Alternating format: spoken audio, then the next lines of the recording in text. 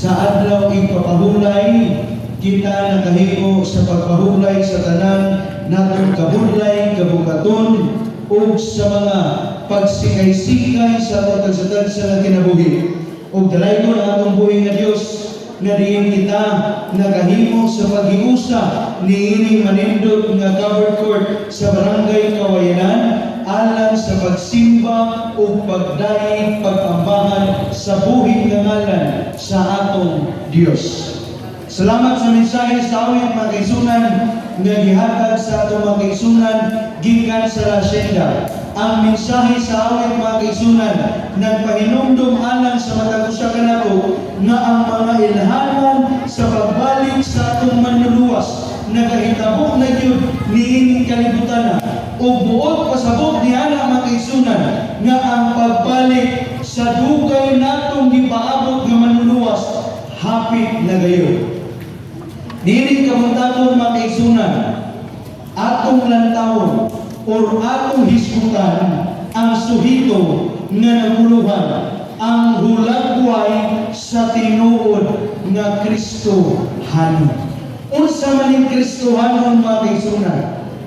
Daghan kayo mga tao karon ang nag-angkon nga sila mga Kristohanon. Pero atong lantawon kung unsa man gayon ang hulagway o kinaiya sa Kristohanon.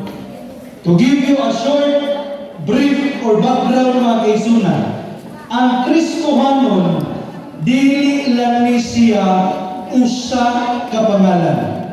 Apan ang Kristohanon mga kaisunan, ang buot nga kahulugan niining Kristohanon, mga tao kini sila nga nagasunod o nagabuhat sa mga gipangbuhat ni Ginoong Jesucristo samtang naa pa siya dinhi sa kalibutan.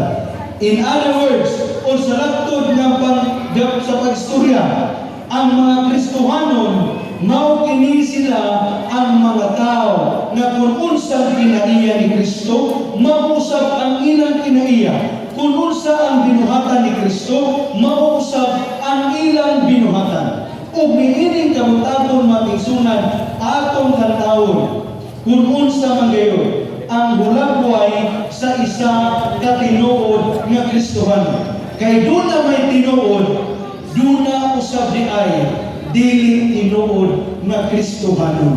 Ug atong lantawon kung unsa ang tinuod o unsa man ang dili tinuod nga Kristohanon.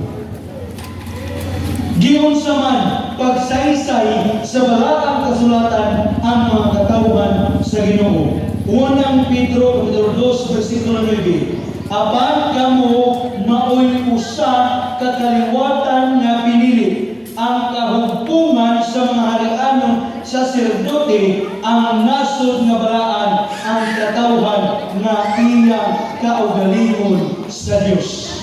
Ang mga Kristohanon diyan nga kaisunan, ang mga katawhan sa Dios usa pinili.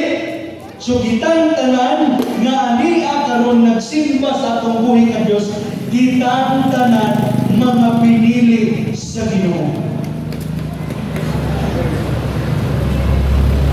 Unsa man ang mga ilhanan sa katawhan sa Dios or sa laktod nga pag-istorya kay kita pinili man sa Dios. Unsa man ang ilhanan sa mga pinili.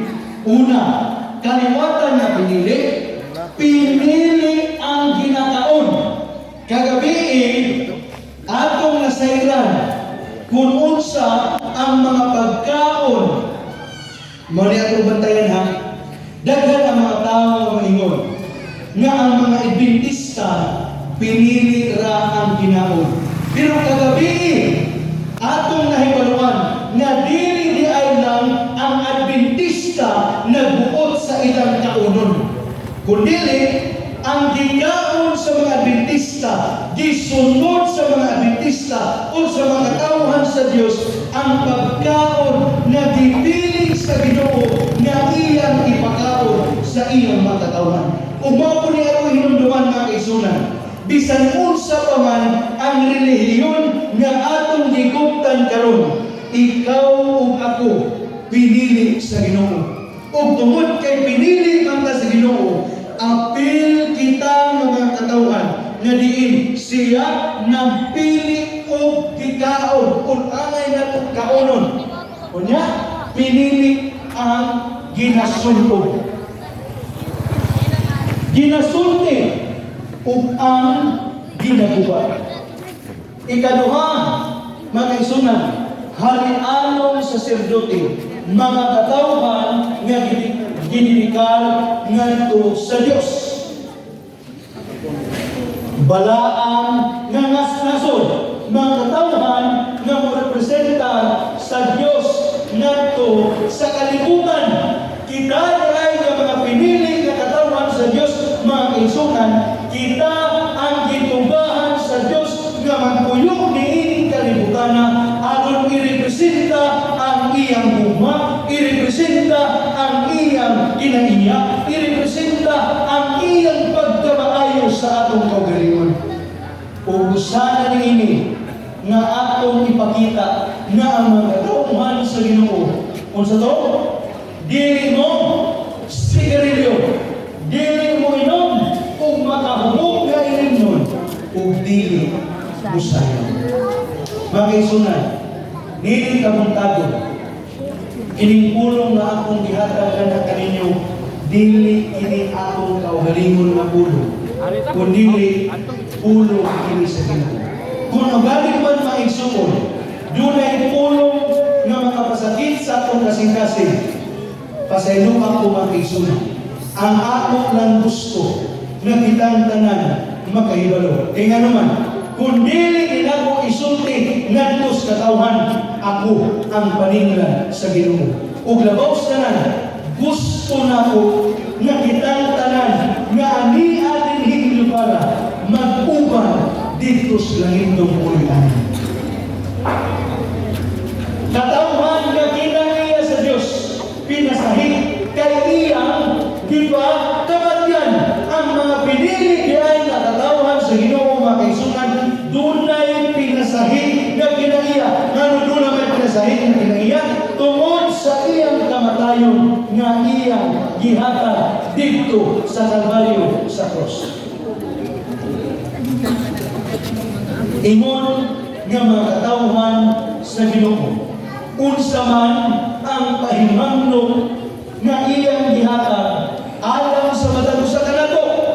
Ingon sa Salmo kapitulo 1 bersikulo 1, busa abrahan ang tao nga wala maglakaw sa tambag sa mga dautan, ni magatindog sa dalan sa mga sasala, ni maglingkod sa lingkuranan sa mayo biton. Ingon nga mga pinili sa katawhan sa Ginoo mga kaisunan, dili kita angay nga maglingkod o dili kita angay muhimo og mga butang nga dili iya sa Ginoo.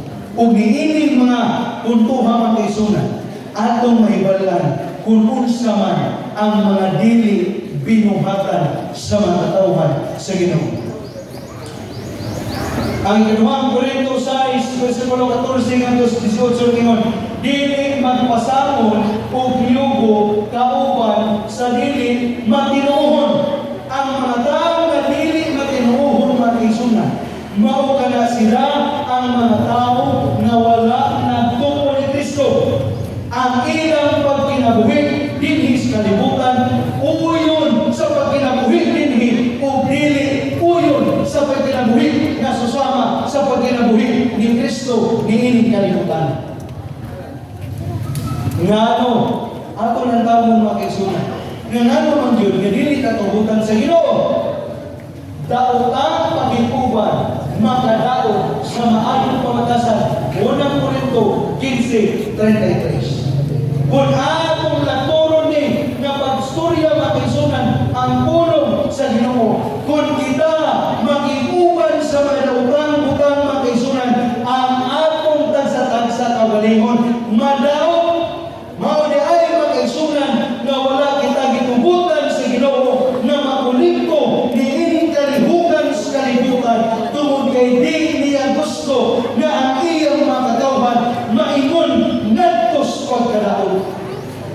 Ingana kita kapinangga sa atong Ginoo makaisunan. Unsa man di ay ang klase nga binuhatan nga angay nato batunan. Ang ikatulong Juan versikulo 1, kapitulo 1 versikulo 11 ninyo, magbuhat siya sumala sa maayo. Giawhat kita sa atong Ginoo makaisunan nga ang atong mga binuhatan sumala sa maayo. Ug kinsa man ang maayo dinhi sa kalibutan. Walay lain kayo'y makaisunan, mao si Ginoong Hesus lamang. Pusa ang balaang kasulatan ng sulti na magbuhat kita sumala sa pagkamaayo ni Kristo. Ang atong tagsa-tagsa na mga kabalingon, atong ipariha sa pagkatao ni Kristo. Ang atong mga binuhatan, atong ipariha sa binuhatan ni Kristo. Karon, giunsa man pagsulti sa Dios nga kinahanglan mao'y aton ibuhaton sa atong panginabuhi. Sa kalibutan makaisunan, although dunay gitawag og day off. Tinuod dinhi. Tinuod. Ang tanan kumpanya sa kalibutan maghatag usa ka adlaw day off. Pero kung atong lantawon ang kalibutan karon, ang mga tao karon wala na ay day off. Nga naman, nanlimbasong sila na makakita o daghan kaayo na kwarta aron ilang masustina sa ilang tansa-tansa na pag kinabuhi o ba'y hinungdan na sa tibok simana imbis na sila ipahulay, di na sila pumahulay. Apan ang Ginoo dunay subok o tambag alang sa pagkato sa kalato. Ang Exodus, kapitulo 20, versikulo 9, nga nagingon, unong nga adlaw, magbuhat ka, o buhaton mo ang tanan nimong mga buluhaton. Atong nasayran makaisunan, pinagi ni Pastor Alok, pinasikas pala ang kasulatan, nga unong ka adlaw kita makatrabaho. Kung ang ikapitong ka adlaw, mao gayon ang igahin nato alang sa pagsimba o pagbalaan sa atong buhay na Diyos. Umoy hinungdan mag-isunan nga kitang tanan na akaroon. Abalo mo na uban na dunay trabahon. Apan kay atong nasabdan ang pulong sa Ginoo, atong isalikway, atong gibiyaan ug naa ta diri karon alang sa pagdayeg sa atong buhi nga Dios. Nasayang ko nga dili kini mao ang rason nga nung naa mo karon. Apan ang dakong rason kay tungod didto. Padayon na natong mga isunan. Unsa man ang upang tambag sa Ginoo, ingon dire, kay bisan gani sa diha pa kami uban kaninyo, among gihatag kaninyo kining maong sugo. Kung adunay magdumili sa pagbuhat, ayaw ninyo siya pakana. Ang dili magbuhat, dili usab pakanon. Napas mo. Kung sa mali nga kinaiya man kay sunan ng buot gipasabot dinhi, ang kinaiya sa pagkatao. Among lang makaisunan, kung nakaabot mo sa inyong mga ginikanan, inyong mga kaluluhan, nga mag-ingon, ang taong tapulan, dili pakanon. So, dili tayo na-ingon na tradisyon lang makaisunan. Kaya naaman siya sa balaang kasulatan. Sa una makaisunan, dito sa Tulungaan sa Mountain View College, doon ay gitawag o no work, no policy. Ambot, abot ka niya si Elder Zani anak ng policy. Ngaliin, dili ka makataon, kundi ka magtrabaho. So sama usap nato, ngaliin, ang atong pagkatawhanon, kung atong mamatingdan na kaisunan, sa diha nga una na itong magilikanan si Adan o si Iba nakasala, ang giingon sa Ginoo sila, nagiginahangan mo patulong sila o singot o dugo aron sila makakaon. O dili di ay maayo, o dili di ay kinaiya sa tinuod nga Kristohanon ang taong kapulan.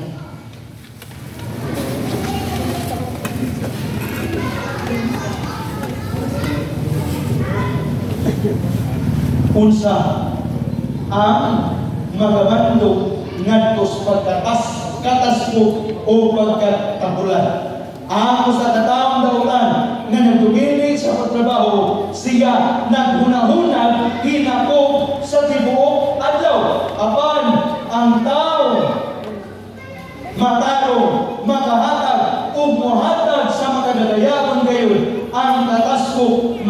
pagkahando sa katawhan sa pagkahapon.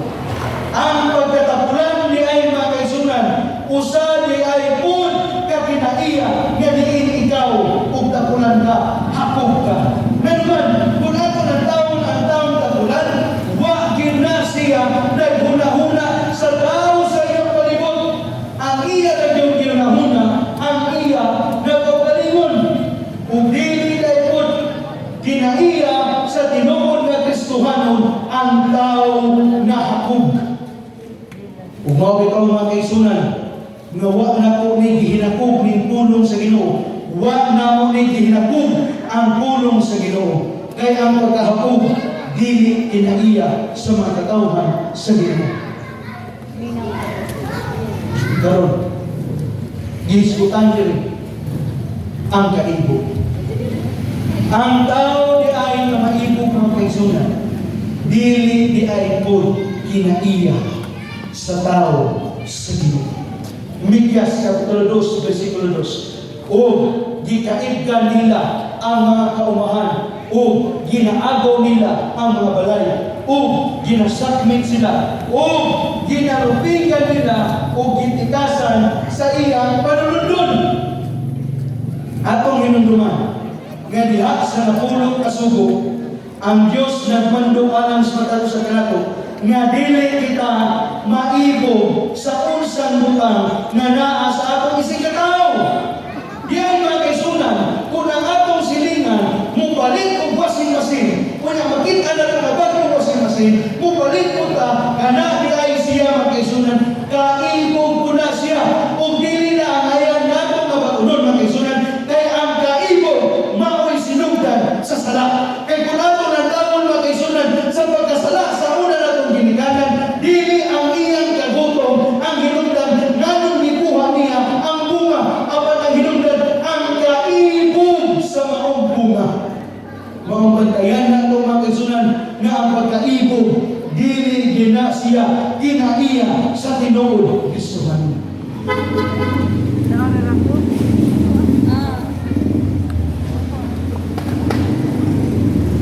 Karon,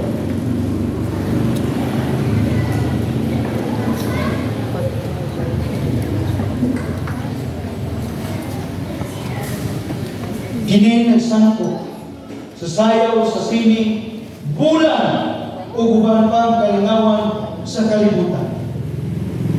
Unsay gisulti ni San Juan mahitungod sa mga butang sa kalibutan.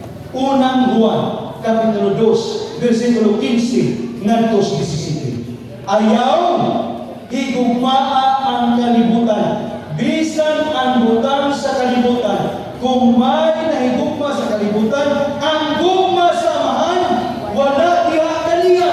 Ang paghigugma din sa kalibutan, mga kaisunan, susama labod nga wala kita gihigugma sa amahan.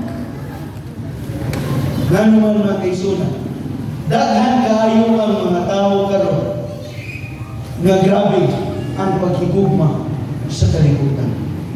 Atong natawon sa unahan, kung sa maning klase sa mga butana ang ila nga gihigugma dinhi sa kalibutan. Juan 2:15-17 sa pagpadayon, kay ang tanan nga anaa sa kalibutan pangibog sa unod o pangibog sa mga mata.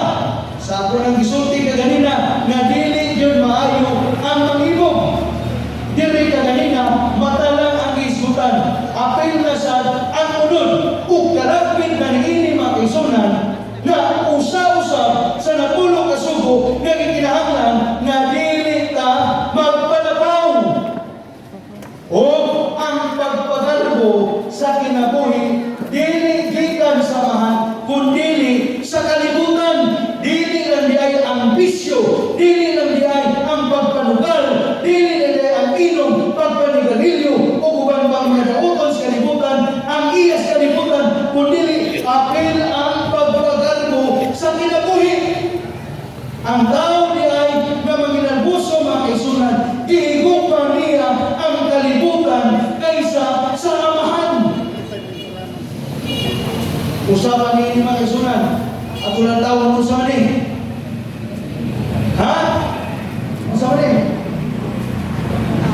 Hindi mo klaro, no?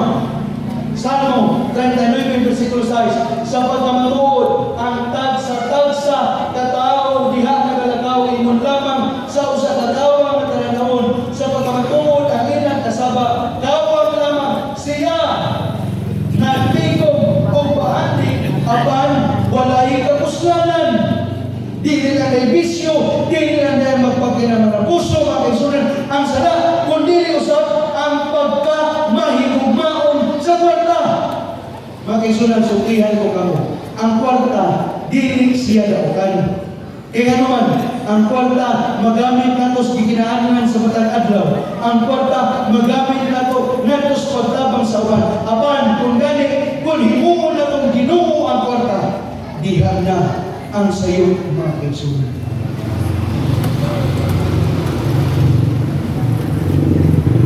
Sa lingkod ni Santiago, diha sa 5, kapitulo 5, versikulo 5. Dili sayo ta, kamo na nagpuyo sa kaluhod o sa pagpatuyan sa kalipayan, kamo na nagpatambok, na nagpatambok sa inyong mga kasing-kasing aron ihawon alang sa adlaw sa ting-ihaw. Di ay mga kaisunan, kung nagpatuyang ka sa pagbuhat sa mga buluhaton dinhis kalibutan, kung nagpatuyang ka sa paghigugma sa mga buluhaton dinhis kalibutan, ihawon alang sa adlaw sa ting-ihaw.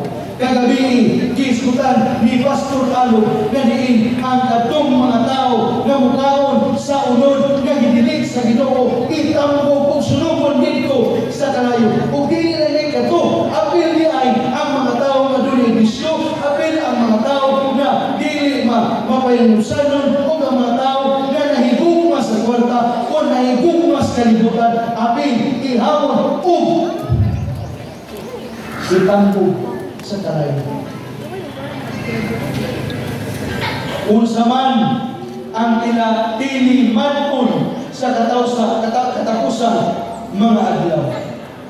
Sa kanta kaganina makigsunan, nagsaysay ang mga timailhan sa katapusan mga adlaw. Ang balaang kasulatan nagsulti sa ikaduhang Timoteo 3, 1-5. Apan sabta kini nga unya sa kaulahiang mga adlaw managpangabot ang mga panahon kamalisod.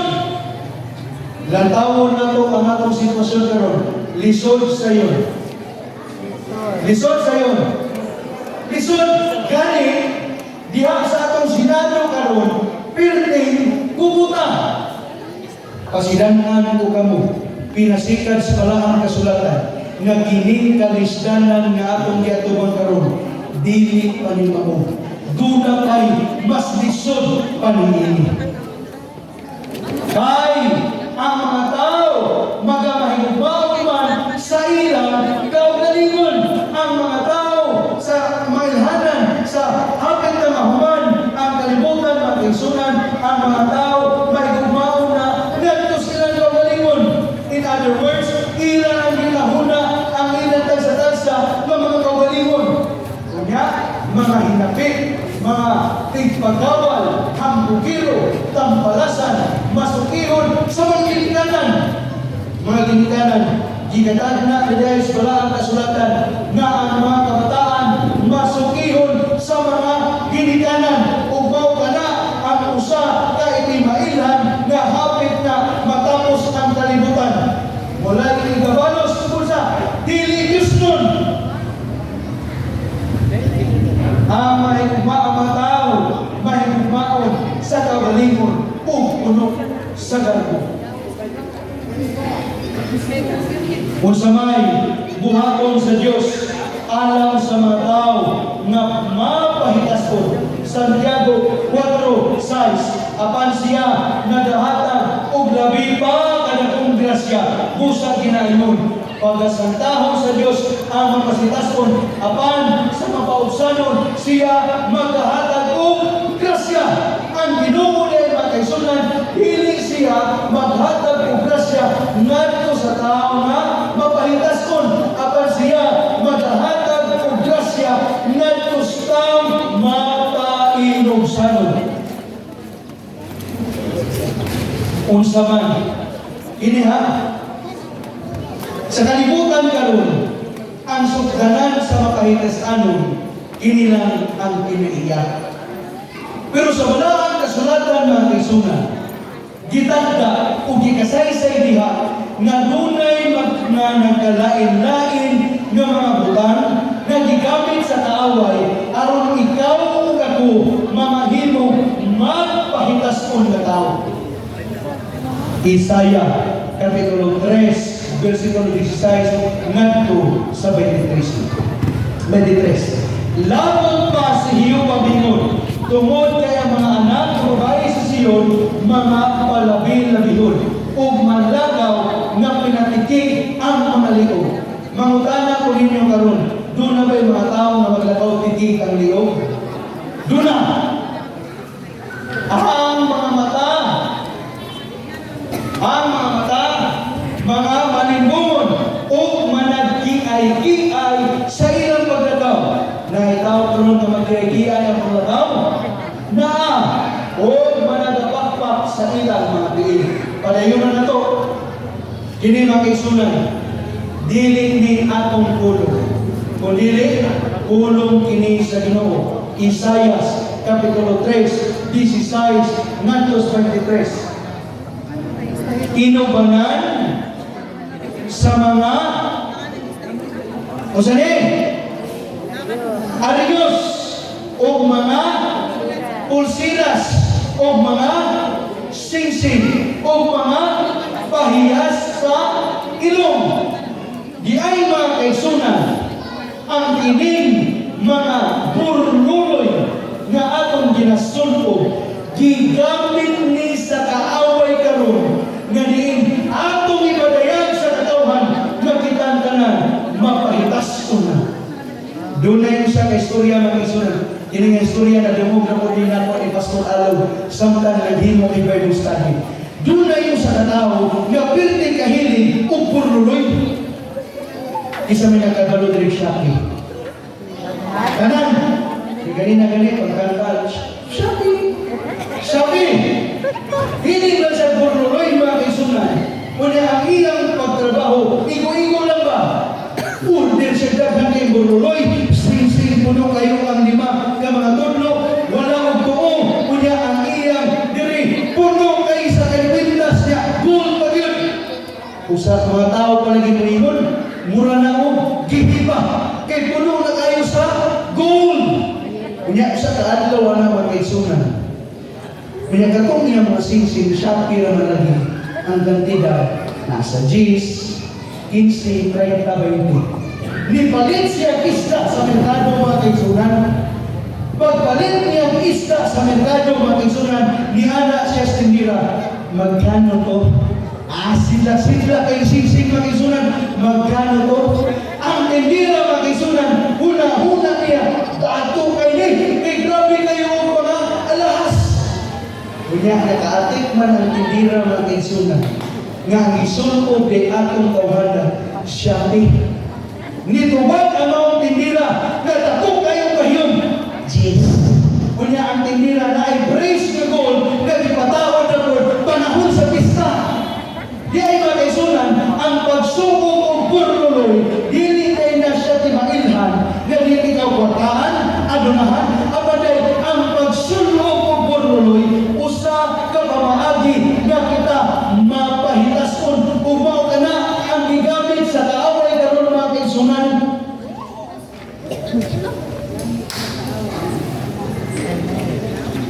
Unsay giingon sa Dios niadtong nga gamit sa mga dayon-dayon.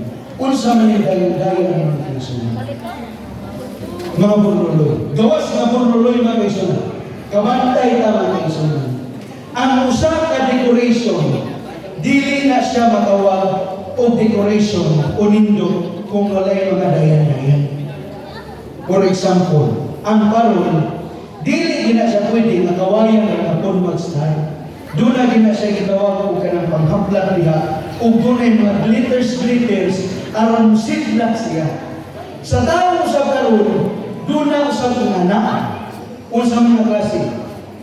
Kini doon ay blush on, doon ay kilay, doon ay lipstick, uguban pa. Ang wali mga kaisunan, sutihan na mas tinuod. Ang pag-lipstick, ang pagkilay, okay ra gina siya. Kundi lang yun na to, pasobrahan. Kaya basit maparihas kung anang uban mga kaisunan, nga baga kayo dali, dali, printing ni Bisa. O ang paduangon kaniya ang mga adlaw sa mga baal, na kanila nagsunog siya sa insenso, sa diha na siya, gayon nagdayan-dayan liin. Ang pagdayan-dayan di ay makisunan ko ato ng tawon, dito lang nidili siya sa mga false god, kana mga Diyos-Diyos. Nakikita dili mo ka mga Diyos-Diyos, mga katawhan mo ka sa Ginoo, so dili di ay angayan ta naman, dayan-dayan. Pero sa ako nang ginasulti, pwede na mag-lipstick gamay. Kaya basit si husband, di na po bugis kung may lipstick.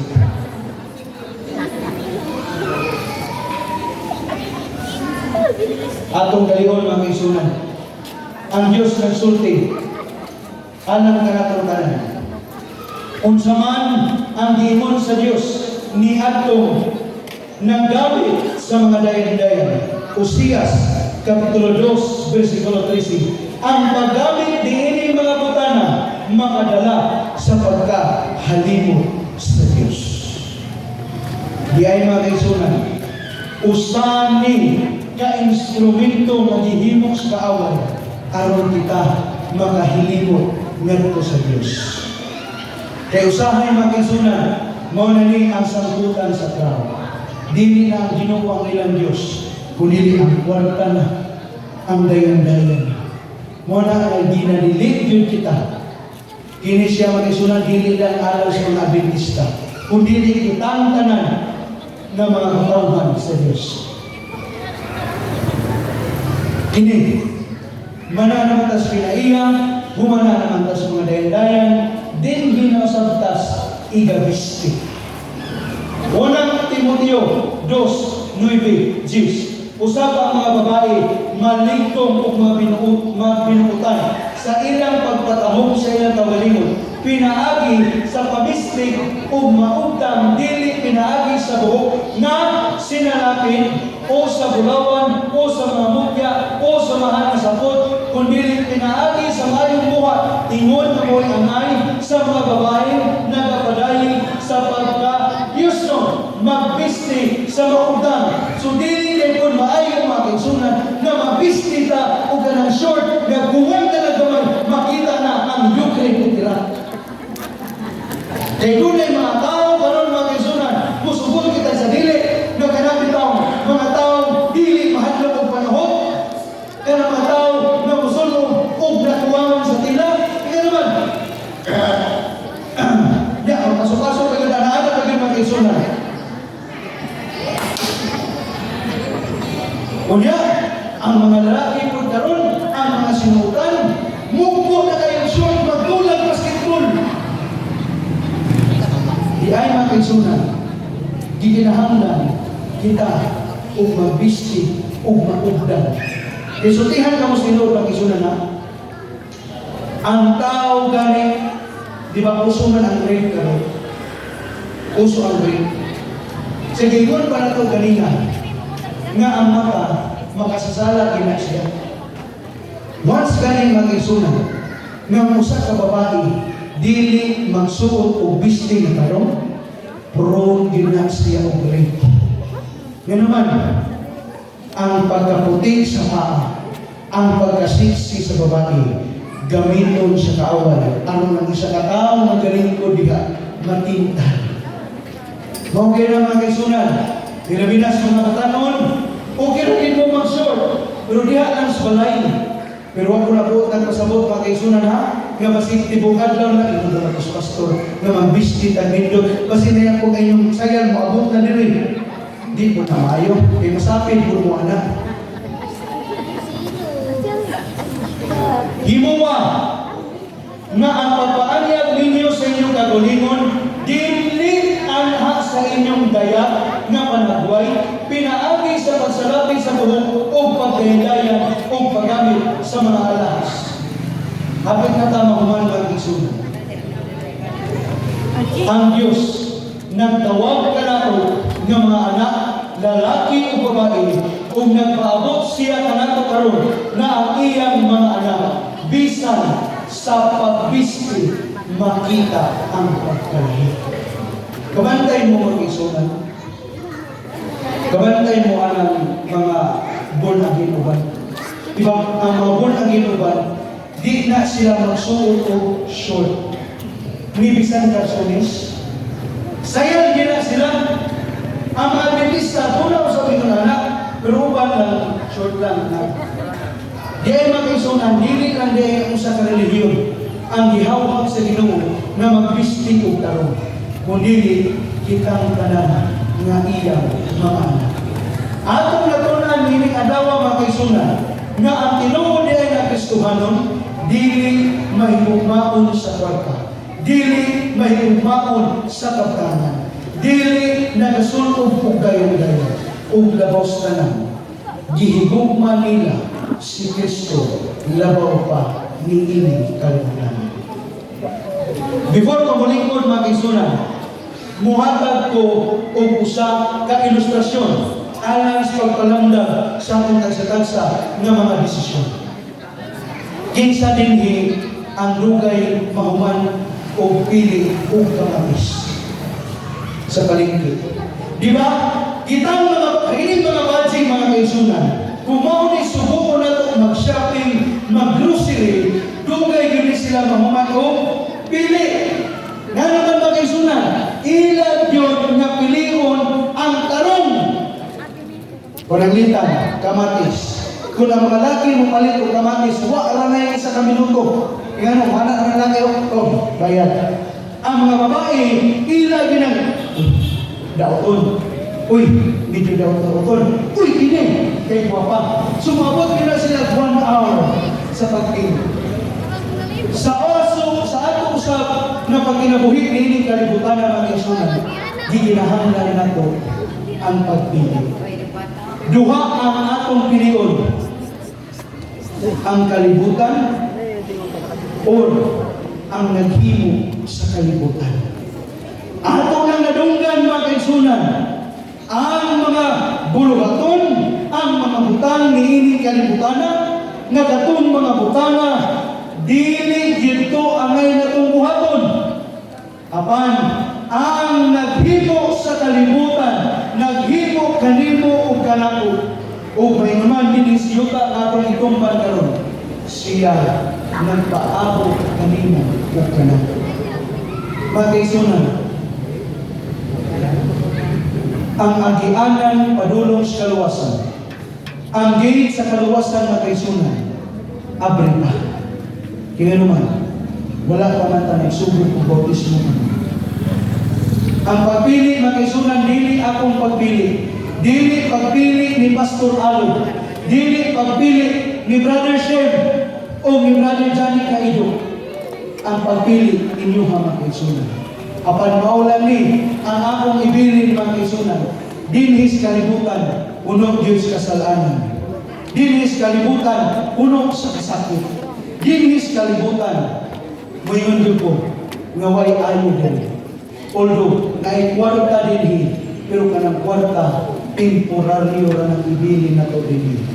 Kung piliho na to si Kristo sa atong kinabuhi, bisan pa man adunay problema na maabot sa atong kagsatagsa sa kinabuhi, ang atong kagsatagsa na kaugaling, magpabiling na malipayon, luyo sa mga pagsunan. Mga kaisunan, sa ato pamatima, choose wisely. You whether choose the world or the creator of this vast universe. Ako na ginaot o nagampo mga kaisunan na ang tinuod na kinaiya sa Kristohanon atong mabatunan sa atong kasatagsa nga kinabuhi ug kana makita ngadto sa tibuok sa katawhan ug gihana ang paagi sila makaila kang ni Jesus nga atong manuluwas. Ang Dios magapanangin kanatong tanan.